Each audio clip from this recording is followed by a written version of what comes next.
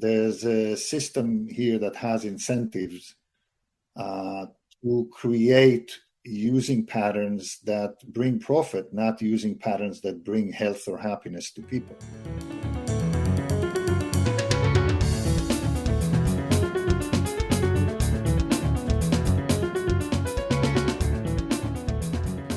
Hey, welcome to Unlatched Mind, episode 63. My guest today is Noam Shpancer. Dr. Shpancer was on back in November of 2019, so really happy to have him back on. When I was looking for a topic for this next episode, the recurring kind of topic of the mental health of the younger generation seems to keep popping up, right? And Noam has a lot of content in this area and really has focused on it with this practice. So it's a topic that interests me. You know, I'm always in that mentality of trying to understand what's going on, right? The diagnoses of depression and anxiety are way up. You know, medication prescriptions are way up.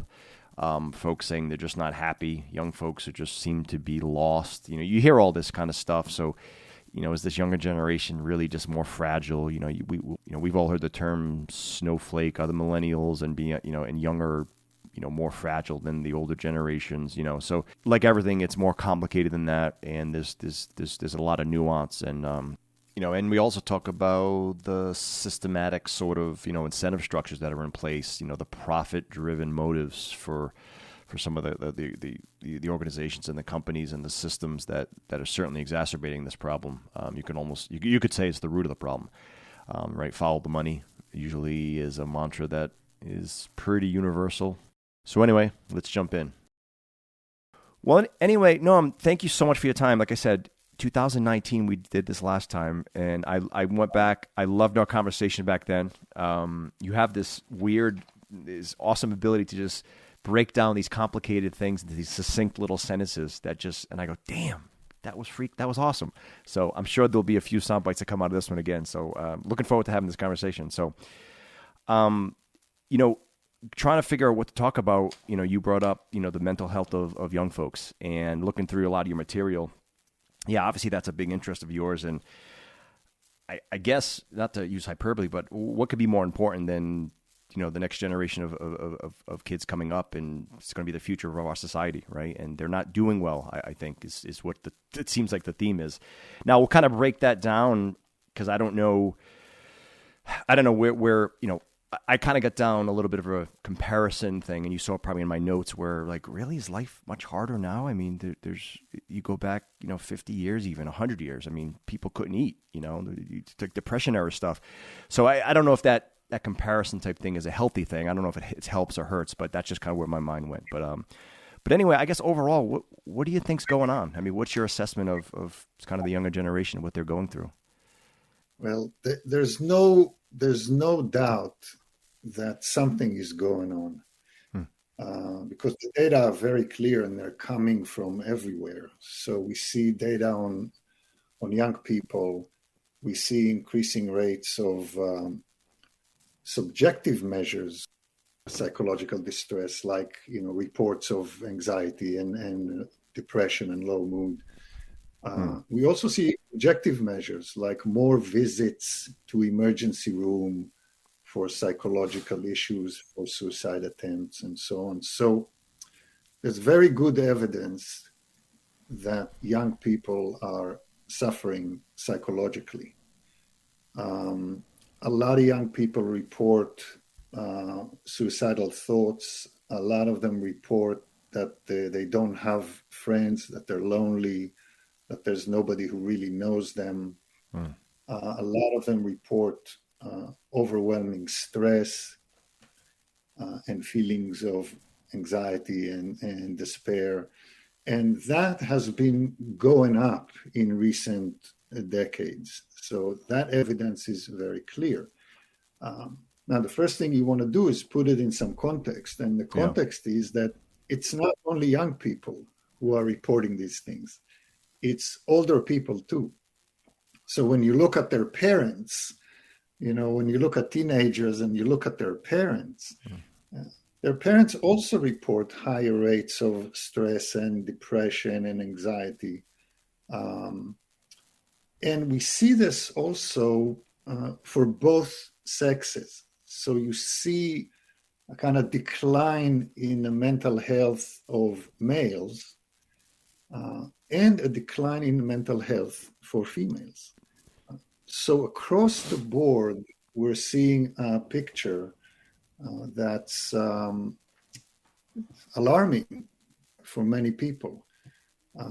And that's the situation. The question, of course, that you're asking is why?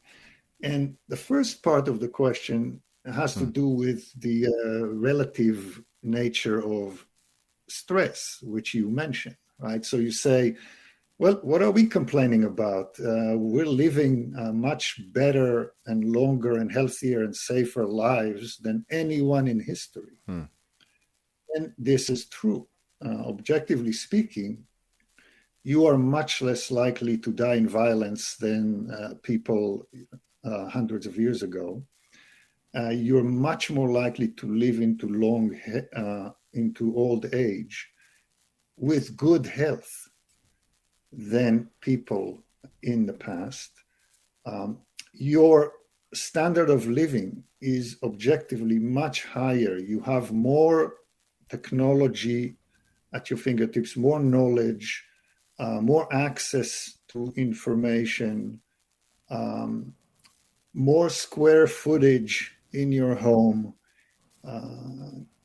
and better appliances and equipment than anyone in history. So this is true. The question remains, so why are we feeling like, why are so many people feeling like, their lives are not going well? And I think there's some answers to that, because human beings are psychological creatures. And that means we have a strong subjective apparatus that works independently of the objective reality often. And, for good or bad, that's human nature. So several things that can affect your subjective feeling negatively, even if your objective situation is better than before. So, for example, comparison is one of those. Human beings are social animals, and we compare ourselves to others. That's one way we know who we are. Yeah. And comparison is usually done upward. We are much more likely to compare ourselves to people who have more than to people who have less. In the past, you didn't have so much knowledge and awareness of how the wealthiest, most successful people in the world lived. So you compared yourself to kind of a limited range of outcomes you saw in your proximal environment. So you compared yourself to the most beautiful person in your tribe. Yeah. Well, now you're comparing yourself to the most beautiful person in the world. Right. Because you have access to that. And so you don't compare yourself to the person in your tribe who had, more goats than you. You compare yourself to, Jeff Bezos. So in that kind of comparison, a lot of feelings of frustration and anger and despair can emerge because I have much less than other people, and I'm never going to catch up. And then why is it that I have much less? And why is it that I don't have this great life that some people do? So subjectively, this expansion of the circle of comparison, I think, has to do with how people feel about themselves. I think with that, another reason you see problems is that expectations have risen. Right. So, in the old days, the early Christians did not think that romantic love, feelings of love are a very good thing for a marriage because they're not stable. And you don't want to introduce instability into marriage. And early marriages were a fairly simple contract by which we pulled together our resources to raise kids who will then help us work at the farm and so on. And, subsist, survive better as we pool our resources. So there wasn't the expectation that your partner is going to be necessarily that nice to you, or that you're going to have some ecstasy with them, or that they're going to be both, kind and funny and, and loving and Lots of ands, and sexually. yeah, yeah, Yeah. So now, when you marry someone, the expectations are really high. They're supposed to be your soulmate and your friend and your protector and your lover, and is, have interesting conversations and go interesting places and to know you very well. And well, that's one reason our marriages are fairly fragile, because it's difficult to meet those expectations. So I think our expectations for life have increased. We don't just want to survive, we want to thrive. We don't just want to make ends meet. We want to be rich. We want to, yeah. And when your expectations are very high, they're going to be frustrated. And so you're going to be feeling lousy. And this is a little bit of the paradox of choice that psychologists talk about. When you have a lot of choices, when you have no choices, you don't feel very good. So if you have only one bread to eat all your lives, that's not great. But when you have 200 types of bread to choose from, that's not great either. Because what are the odds you'll pick the right one? 1 in 200 is not very good odds. So whatever you pick, you're going to have buyer's remorse. You're going to say, maybe I could have picked her. And so our feeling of well-being tends to decrease if we are faced with too many choices. And right now, with the advance of civilization and technology and culture, a byproduct of that is that we are facing very high expectations and a lot of choices in how to live our lives and what to do and where to go and who to be and so on. Subjectively, that creates stress. So I think that's another reason that people feel the stress. There's just too much going on for them to get a handle of. And then I think there's another issue that is now being spoken of more, which is loneliness. So, in the old days, yes, life was hard in many ways. But most people lived within a community and spent most of their lives and had most of their connections within that community. This has begun to break down in recent decades. And more people are lonely, not feeling connected to a community, don't have a lot of friends, don't have good connections with the family, maybe moved away, and there's a geographical distance that creates difficulties. And it's a competitive culture.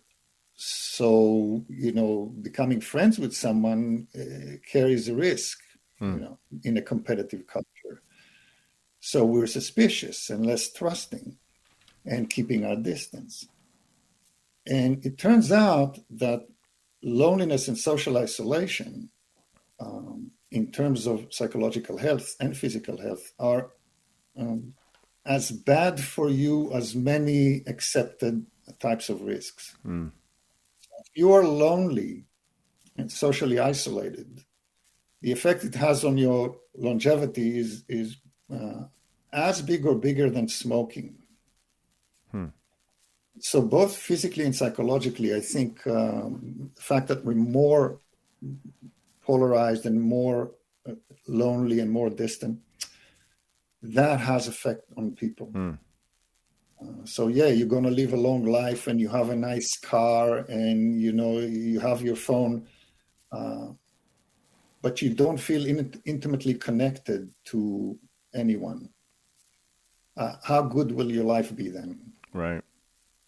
And you think the internet would have changed that, right? The internet did the exact opposite, where you can connect, quote unquote, with more and more and more people immediately, but have, less and less meaningful relationships. Yeah. Well, this is interesting. The technology part of it is interesting because, so once we identify that people are feeling worse, and that part of it has to do with, the changes in technology and the availability of comparison and the high expectations and the breakdown of community, then you can begin to kind of bore down into some specifics of what causes all of that, and what are the kind of active ingredients in that big soup. And technology comes up. In one reason is that particularly the digital media, social networks, and cell phone. Yep. One reason is that this decline in mental health with young people coincides very closely with the introduction of the cell phone. So we see that as more Americans get cell phones, smartphones, and have access to social networks, anxiety and depression gradually go up alongside this development. So there's a suspicion that there's something about cell phones and social media involvement that reduces or harms mental health. And people are studying this. It's not that easy to study because social media comes along with a lot of other things together. It's not isolated from other developments and conditions in society. So to find the causal effects here is not that simple. But generally speaking, yeah, I saw a lot of studies on, I think when the iPhone came out, 05, 06, something like that, there was a lot of general, trends that showed what you're talking about around that time, when that device in your pocket sort of started to become ubiquitous and folks had that access to whatever it was. The apps were pretty, juvenile at the time, but it seems to be, there's definitely some, correlation at the very least, you would say. There seems to be, and it makes sense, right? I mean, yeah, I think today we know that it's more than a correlation. There's some evidence that social media involvement, because you can manipulate that experimentally to some degree. You can find communities that are similar demographically and otherwise, and watch what happened when Facebook was introduced in one community and not in another during the early aughts. And you can see the effects on mental health and so on. And you can also manipulate experimentally, where you can, have people take a break from cell phone for a while and monitor what happens to them, and then reintroduce it and see. Right. So there's certain things you can do to show that the effects are more than correlational, that there's some negative effects. But what we're finding is that the negative effects tend to cluster in heavy users. Casual users may not, suffer adverse effects from cell phone, smartphone, social media. But heavy users fairly clearly take a hit to their mental health. And the problem here is that social media is designed to create heavy users. By the design, technology right.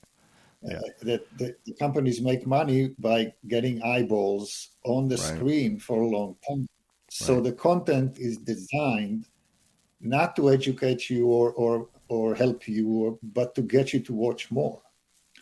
And generally what gets you to watch more is A, stuff that you already agree with, and B, stuff that's extreme.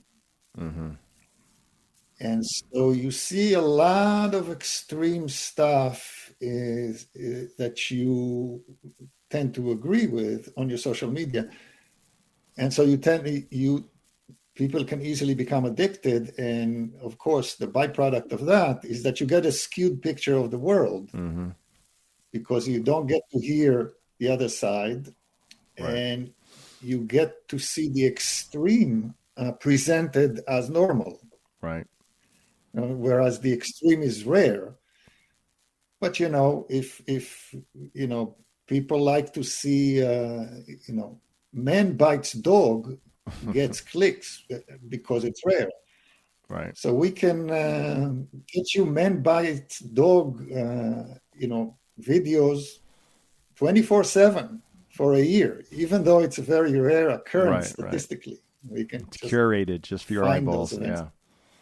Yes, Yeah. we can curate exactly. So it's curated to hijack your attention and to get you to view more. And as you get to view more, you begin to suffer the adverse consequences.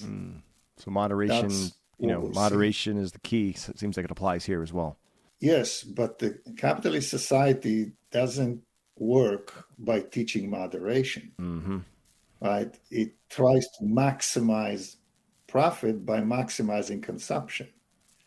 And so I don't want you to watch here and there. Yeah, think about psychologically, as an aside, think about the likes on Facebook. Likes show up randomly once in a while after you put a post, okay? And that's you don't have to do that. That's a choice. They could create the algorithm that says every hour on the hour, you'll see a summary of your likes for your post, okay? They're not doing that. Now, why not? Well, because if you knew that every hour on the hour you get summary of the likes, then you'll check your phone once an hour. Right. But if you know that likes can show up at any point after you post, then you're going to check your screen repeatedly throughout the hour. So that kind of that schedule of reinforcement, what they call technically, rewards repeated engagement. And that's what the companies want. It's done on purpose. So the whole media landscape does not teach moderation. And that's one of the risks. So if we zoom out, right, this is where I get, because I always like to go, okay, well, how do we solve this sort of thing, right? I have an 8 and a 10-year-old, and they are mired in this. I mean, the iPad, you would swear it's super glued to their forehead. If you zoom out, and I'm a fan of capitalism because I think it does the world an immense amount of good, but again, there's cost to everything. And in this case, the excess that you're talking about is a product of that system, right? And I think, if you sort of zoom out and you look at incentives, we talked about, I think, on the last episode where we talked about food and hacking, right? Used the word hacking quite a bit, and in fact, I created a bunch of sound bites from our episode because I think you nailed it so well with some of the short sentences. But the food industry is hacking our palate. They know, salt, fat, sugar, what's going to be more crispy. Doritos are freaking amazing. When's the last time you had a Dorito? It's wonderful. It's freaking wonderful, right? That doesn't grow out of the ground. That is curated to make me want more at all costs, right? Right? I would say pharmaceutical companies do the exact same thing. There's incentive there, right? I'm sure that, again, and there's always a balance. Pharmaceuticals save a lot of lives, mentally and physically. But there's an incentive there to keep you on something. I don't care what anyone says. That is an absolute truth. I'm not saying they're all bad actors. I'm not saying that at all. But you could go look at, I don't know, the military-industrial complex. There is incentive for war. Sorry, everybody, but there is. Yeah. I'm in the DoD space. I'm not a hater of that world, but there's incentive. And now we get back to, technology and eyeballs on screens. There's an incentive to keep you from putting it down. From keep looking at it, keep clicking. The games, I look at my, again, I've said this ad nauseum. Sorry, apologize to the listeners, but when I watch, my son play these games, every sound and every, I know psychologists. They're not just software engineers. They're psychologists on staff saying, if you make that sound with this color, it's going to spike their dopamine just enough for them to not want to put it down. You could just see it. Speaking to folks like you over the years has absolutely solidified my opinion there. So. I guess what I'm getting at is if we agree that every incentive in our structure is doubling down on this problem, and really, us parents, us as a society, are up against a massive system. Now I'm a huge fan of personal responsibility. So I don't like the blame culture. I don't like, well, it's not our fault because of look, but you got a pretty formidable opponent out there that's not going to slow down. So I guess my question would be, given that there's that formidable, system working against what we're talking about, in augmenting and, causing some of this mental decline in young folks just because of the technology, because of social media. What the heck do we do? What's next? Is it just parents, is it just moderation? Is it just, hopefully better technology companies enforcing limits and, or parent, I don't know. There's all that data's out there, and there's ways to do it with apps and stuff, but what the hell, 10, 20 years, what's it going to look like? What do we do? Well, you're right in your analysis. There's a system here that has incentives to create using patterns that bring profit, not using patterns that bring health or happiness to people. That's true. And I think the other thing that you point out that's very true, and I think it's very important, is that individual kids and parents cannot stand alone against such a powerful system and consistently win. This is an error that we keep making when we blame the victim, in a sense, for losing an unfair battle. Let me give you an example. The example I like to give is, if I throw you into the river before you learn how to swim, you will most likely drown. But whose fault is it? It's not your fault. It's my fault for placing you in an environment with which you are unequipped to cope. So likewise, you cannot have an environment where information is endlessly available, endlessly novel, endlessly tailored to the individual taste, and expect individuals to consume responsibly and moderately. That's naive, and that's a misunderstanding of human psychology. So increasingly in this environment, our self-systems are ill-equipped to deal with the technological environments we've created. And no wonder people are distressed. So the first piece here is to realize that people alone and parents alone trying to stem this tide are going to fail more often than they succeed. And it's not their fault. It's not because they're bad kids or bad parents. Just like the kid who drowned, it's not his fault that he was a bad swimmer. It's your fault that you threw him in the water. So the first thing is to understand that if we're going to create a healthy environment for individuals, for kids, and for parents, you cannot put the onus of doing it only on the parents and the individuals. That's tempting because it lets the big companies continue to make money, and it diverts the blame from them.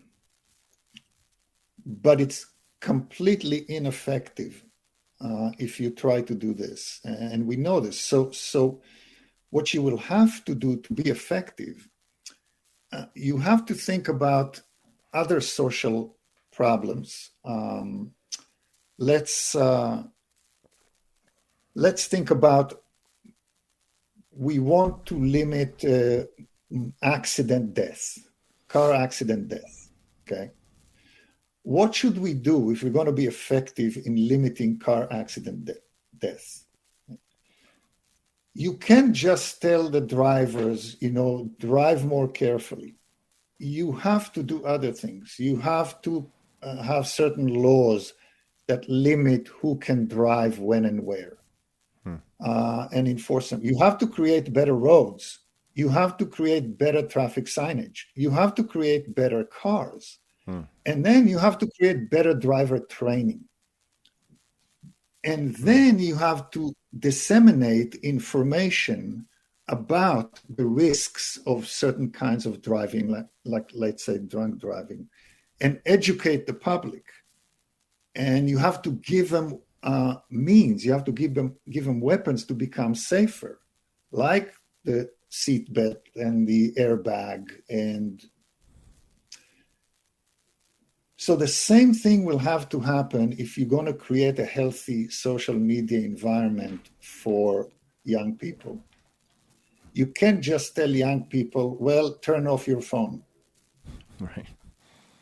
There will have to be a social engagement in the sense that there's going to have to be regulation and rules about where and when phones can and cannot be used. There will have to be social pressure, just like with smoking. One reason less people are smoking is because we know we disseminated the bad impact spit in public, but now they don't because there's a social sanction against it. Well, if you create a social sanction against using cell phone in certain situations, now you're helping individual. In my classroom, you have to put your phone away where you can't see it and I can't see it. And in certain comedy shows, they take your phone at the door. So there's going to be more, just like we have non-smoking spaces that help reduce smoking, you're going to have non-cell phone use spaces. And that has to, it can't come from individual decisions. It has to come from societal decisions and regulations. So to be successful, you'll have to have both a top-down and ground up effort so that individuals can be healthy in it. If everyone around you is smoking everywhere, then your individual decision to not smoke matters not at all. And with everyone around you and everywhere around you, then your little decision to not look at your phone will not matter. There has to be also a change in the environment. This is something we know about the psychology of behavior. A behavior change doesn't happen effectively from just willpower. It happens from a change in the environment. So if I want to drink less coffee, I need a new route where I don't go by a coffee shop. And if I get that new route to be my way to work, I'm going to drink less coffee. So a change in the environment, if you want to eat less candy, have less candy in your home. Right. If you have a lot of candy in your home and just tell yourself, I'll just eat less, you're fooling yourself. Right. It's not going to work. What you're articulating is so true, but what makes it extra hard is you put down your phone or put down the screen. It's like, a food addict or someone who's trying to lose weight, and obesity is a huge problem in the United States, but it's like you need food to survive. So you can't just say, get rid of food, avoid places with food, don't eat, clear health. If you're alcoholic or you have problems with hard drugs, you don't need those to survive. You can almost binarily just, not saying it's going to be easier, but at least it's one part of it's easy where you don't need it to survive. So you can try to shut it out of your life. Phones, screens, computers. I think I said in my, my notes to you, it's like, whether I'm wasting my life away or whether I'm being ultra productive and building a business is one browser tab away from each other. So it's like, it's sort of like, I've had this conversation with my kids. It's like they see me in front of my screen all day long. I mean, I work from home a lot of days. I'm in the technology field. It's my livelihood. So, I'm trying to show that balance of, well, no, it depends on what you use it for. If I'm mindlessly scrolling through, YouTube shorts or TikTok, well, yeah, I'm just, that's one thing. Or I'm watching a TED Talk, completely different. So you know, you're right. The moderation and put the phone away is a part of the answer. But man, it's and a lot of these young folks are actually running businesses from their phone. I mean, it's amazing. These influencers, they're doing very well. They're ingenious. I mean, it's amazing. So that makes it even harder because it's so hard to just push away completely. Absolutely. No, our thinking here is not anti-technology. Mm, Cell phone, social media are, in some regards, wonderful inventions, and they can do a lot of good, and they do a lot of good. I think you're right in characterizing this issue is either or. yeah. It's yes or no. It's a binary. Mm, And there are some issues in life that are like that, that you use it or you don't use it. And that's the solution and that's the approach. yeah. And that's possible. But most issues in life are dial issues. Yeah. Like you say, with food, you have to eat. And it's the same with technology. In order to survive in this culture and Mm, thrive, you have to be technologically educated and savvy, and you have to use it. yeah. Um, Dial issues, which this is one of these issues, and the other side, like you say, is a question of how we use the technology we have. So it's the same with food. What do you use food for? If you're using food to, get nutrients and to have some pleasure, that's great. If you're using food to try to numb your emotional pain, that's Mm, a failing strategy on both counts. You will end up eating in ways that are damaging, and your emotional situation will deteriorate. mm. So there's a question of how we use the stuff that we're using. When you try to figure this out, you have to look at both levels of use and also the purpose of use, the type of use, and try to adjust both. Yeah. So, I mean, everything I think we're articulating, Noam, is sort of, I feel like this evolutionary mismatch is a phrase I love, right? Everything that we've evolved to understand and to cope with and to deal with is almost being thrown out of the water with this advent of technology. Like you look at Yeah. so that scares me a little bit because I don't know. And then you look at AI coming and, Yeah. I just don't know. I don't know. It's tough to be, I'd like to look at things like, oh, this is just another cycle. We'll go through a bunch of hardship with X, Y, and Z, and then we'll come out the other side, have adapted and being better. But this one seems different. And I don't know if it's just because this is my generation and I'm getting to the age where I'm looking and have these conversations now where if I look, I don't know. But I mean, do you feel this is categorically different than anything we've seen in the past, or is this just another? Well, yeah. Well, I think, at some level, this is just one of the cycles that Mm, we've seen in the past in terms of humanity faces challenges and finds a way to survive. yeah. So part of it is this. But I think the technological revolution that we're in the middle of now is actually something new. And Agree. what's new about it, I would say, is related to that evolutionary gap that you mentioned, which is that our brain has evolved to deal with certain tasks in certain ways in a certain environment. So our brain has evolved to be successful in our evolutionary environment. Well, our environment has changed dramatically recently, Yeah. but our ancient brain is still using the old algorithms, the old tools, the old tendency to try to deal with the new environment. And that mismatch is a source of problem. I'll give you one example. The notion of violence and aggression. We have evolved to aggress in the context of person versus person. I take a rock, I put it on your head, and I steal your food. That kind of violence our brain has evolved to manage and perform. In recent decades, our technology has created weapons that allow us to kill hundreds of thousands of people from afar by the push of a button. Our hands are holding weapons that our brain has not evolved to comprehend. So our concepts of violence are ill-fitting to the actual violence we can unleash. And this is akin to putting a 9-year-old behind the wheel of a race car. The odds are it's not going to end well. Right.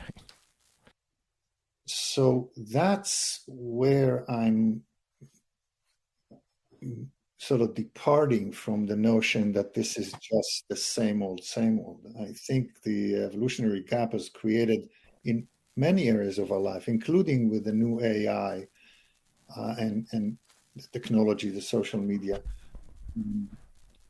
We live in an environment that our senses have not evolved to manage well. So that's a source of great trouble, and I think it's a source of great future trouble also.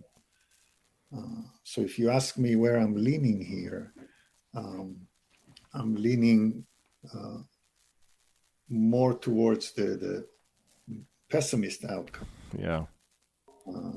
When I try to look ahead. Yeah, because I don't see the evolutionary gap narrowing. I see it only widening. Now, maybe this is part of it, and our biological ability to adapt will greatly accelerate because it has to. But traditionally, that took hundreds of thousands of years for us to, just adapt to the slow-moving, changing environment. But this is everything but slow-moving. So yeah, it's super interesting. But another thing I think of as we're kind of talking through this is all these things we're talking about are sort of externalities, right? In other words, there's screens coming at us, there's drugs being pushed on us, there's foods being, marketed to us, whatever it may be. And again, I do agree with your assessment earlier that it's really not a fair fight, right? And I think we talked through that a little bit, where it's not just individual responsibility kind of only goes so far, right? At some point, it's like, okay, as a society, we need to take ownership of this, as opposed to just each one of us in our homes here. But is there?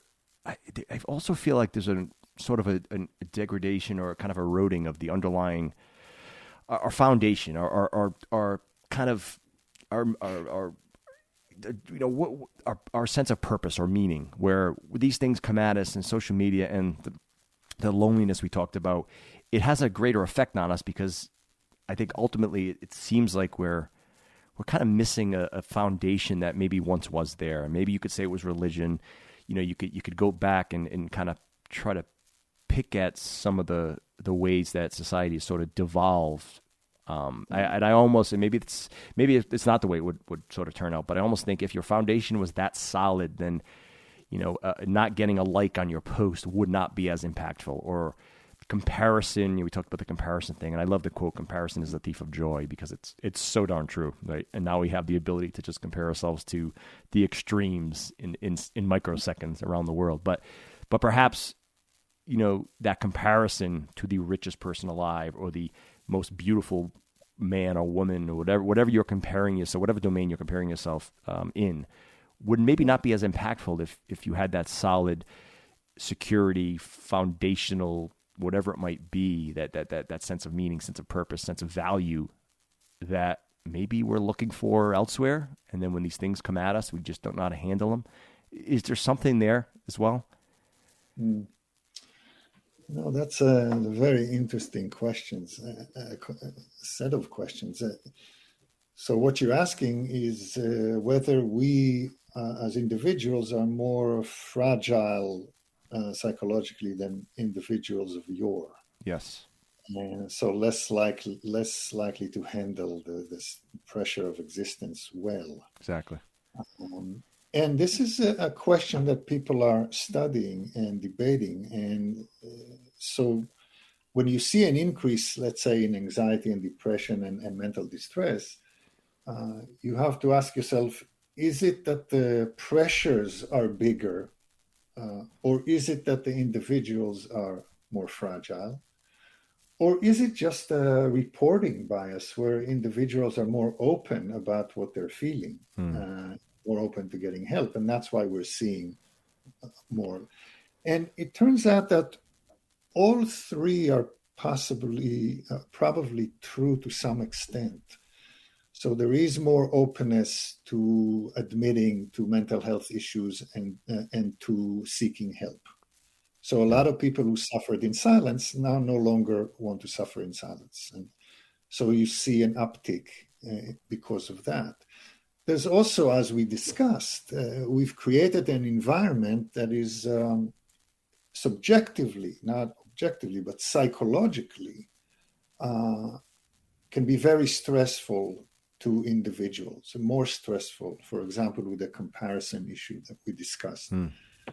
So the parameters have shifted, and individuals have to carry heavier load of expectation, heavier load of comparison, and with that comes more stress.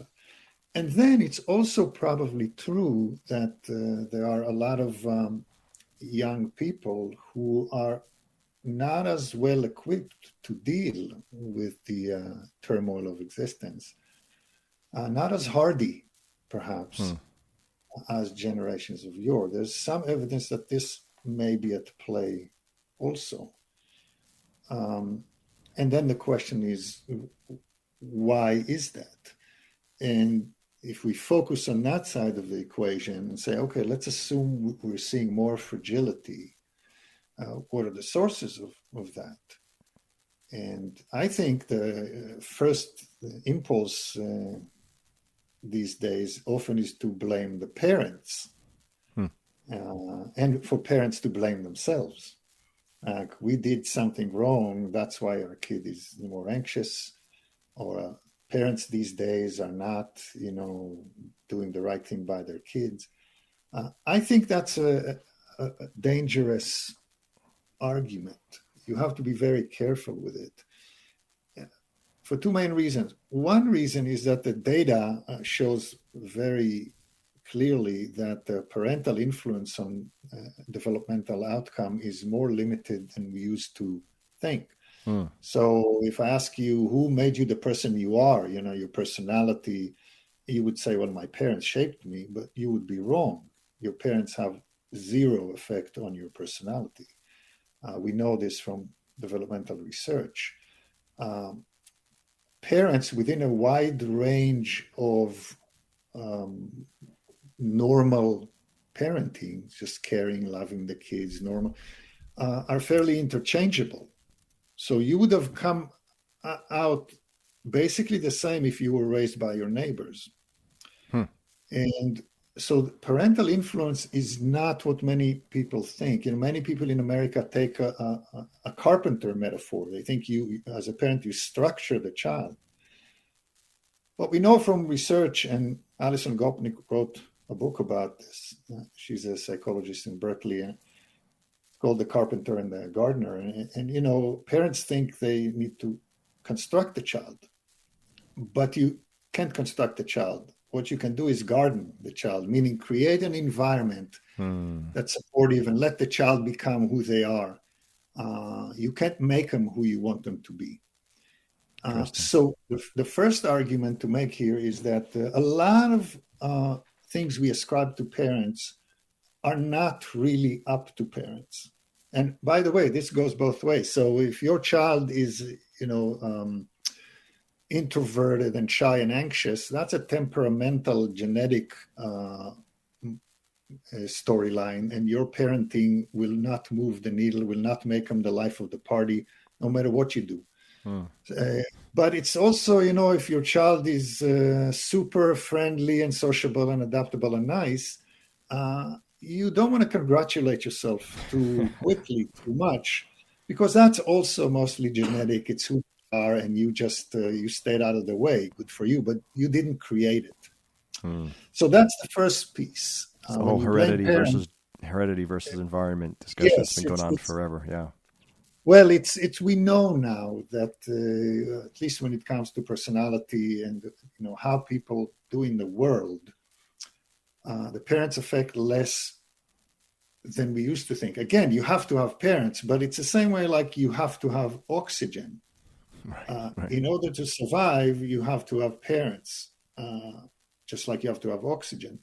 But oxygen doesn't decide how you're going to live, and neither does parenting and who you're going to be. So that's one piece. We need to be modest in our understanding of the limits of parental influence. Within a broad range of normal parenting, that influence is fairly limited. That's the first thing. The second thing is that when you blame the parents, you have to ask yourself, okay, well, who do the parents represent? Well, parents don't just live in a vacuum. They don't just represent themselves. Parents are conduits of culture.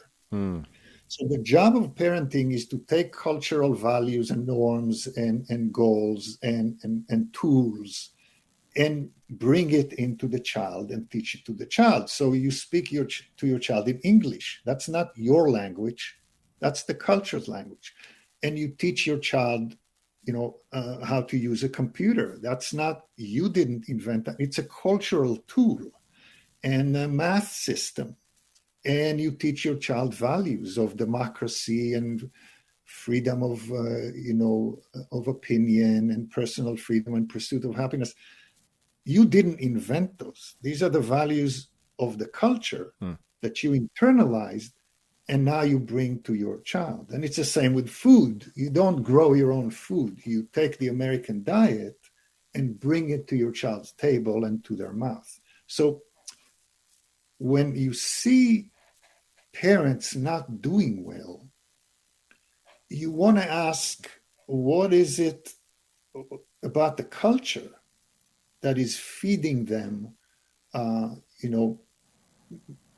bad information, bad values, bad food, or whatever it is.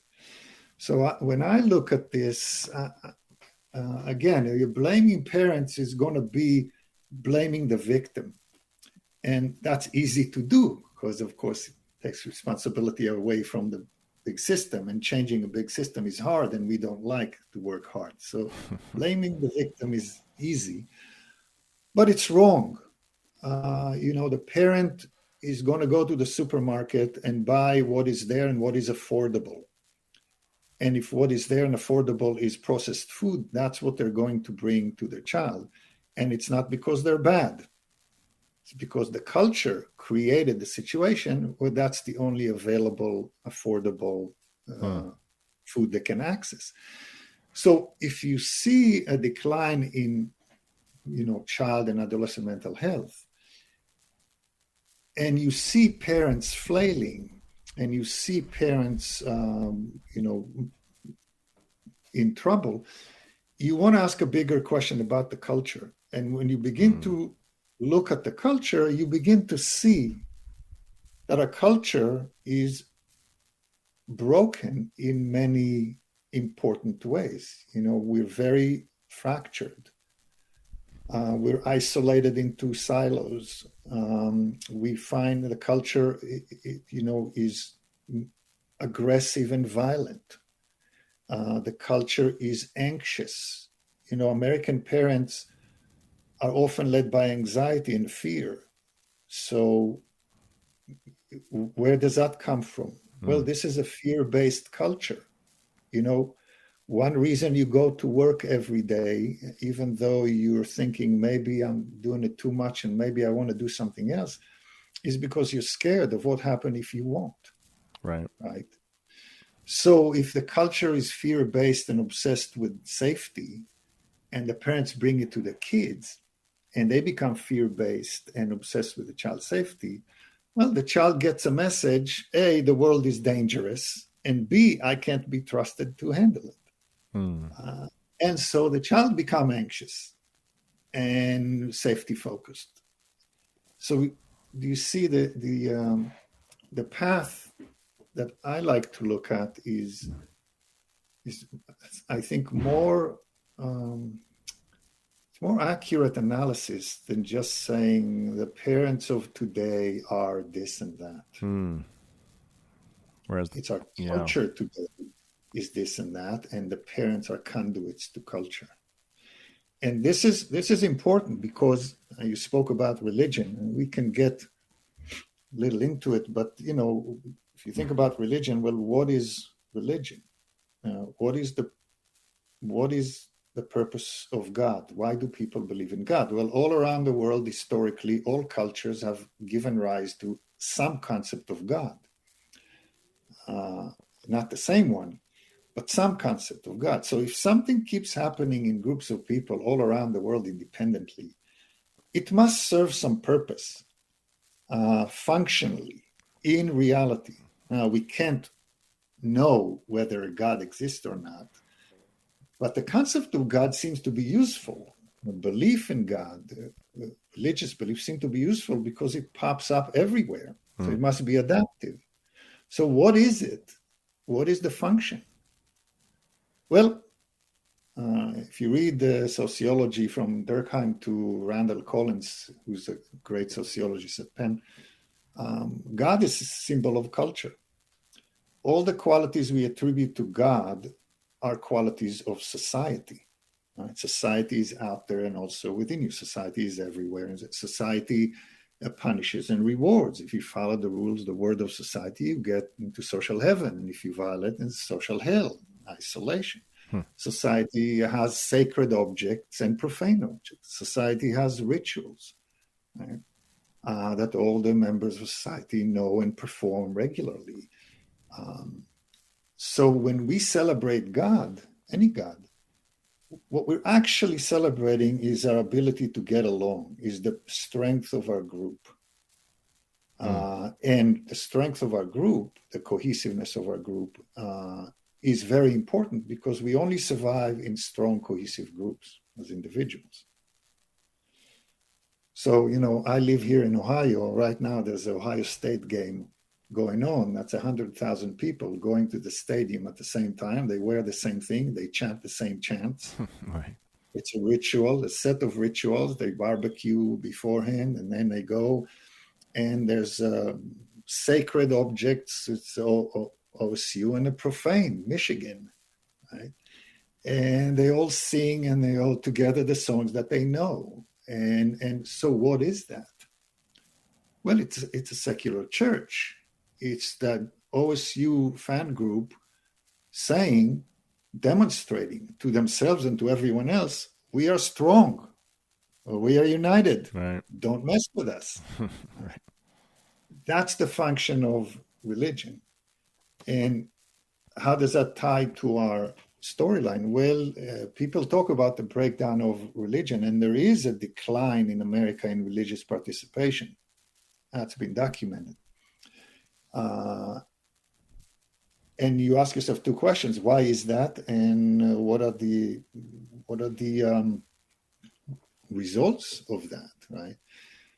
And I think you can probably have a discussion about that. That's longer, but generally, I think the decline of religion has a lot to do with the fact that religious bureaucracy, the religious apparatus, has over time amassed power, and when you amass power, you become corrupt, and that corruption at some point begins to eat you from within, and it begins to create doubt with the believers, and so you see a lot of corruptions in the institutions of religion, formalized religion, and so people become skeptical, and they don't want to, to be part of that anymore.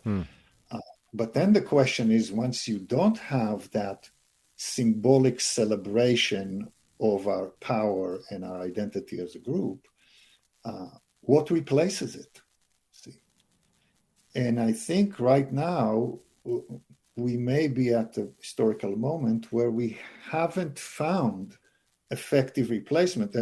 Religion has been very effective in reinforcing the cohesion and the power and the identity of a group, giving individuals great solace and creating great power. And if religion no longer is trusted to do this, well, we have to find this somewhere else, because a society that doesn't have some symbolic way to celebrate itself and to reinforce its value and to assure each other that we're in it together and that we have each other's back and all of those things. If we don't do it through religion, we have to find another way to do it. And I think American culture right now has not yet found another way to do it. And that's one reason you see a lot of people floundering and without a sense of meaning, without a sense of group, of community, of strength. Because, you're only as safe and strong as the group you belong to is safe and strong, generally speaking. So psychologically, you have to have belonging in order to have a robust sense of being. And I think this is broken down in America right now. And so you see it in people's anxiety and confusion, and that's often transmitted from parents to their kids, but it's not the parents' fault. Yeah, we've always been tribal, right? I mean, that's how that used to determine your survival, like explicitly. Absolutely. And now absolutely, it doesn't necessarily determine your survival because there's a neighboring tribe about to attack you, but it certainly seems to be, a related to your mental, I would say, survival. Yes, absolutely. Absolutely. You have to have affiliation and connectedness and a sense of belonging in order to feel okay as a person. This is a golden rule in psychology. There are no exceptions, essentially. In order to be healthy and to feel good, you have to have a sense of belongingness. In order to create a self, you have to first have a sense of belongingness. The tribal impulse is the most powerful impulse we have. There's no doubt about it. And when that is violated, when there's no connectedness and clear, tribal identity, we are lost. It's like an ant that lost the nest. Has no shot. Well, there's a reason, solitary confinement is so effective as a punishment. You would think you're not doing anything; you're just putting someone that you're not even touching them. How can that be so bad? Well, it's akin to mental murder. Exactly. It's horrific and it's amazing, but it's exactly. And we know from research that the effects of social isolation and rejection are as destructive as anything that you can measure.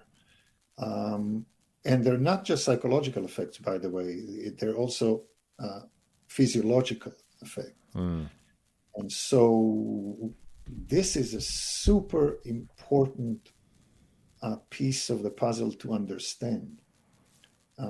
If you try to understand individuals, you have to be contextual about it, and you have to consider the need to belong. The culture, interesting. Yes, nobody has ever existed, not to mention thrived, in complete isolation for long. It's impossible. Well, Noam, this is not the most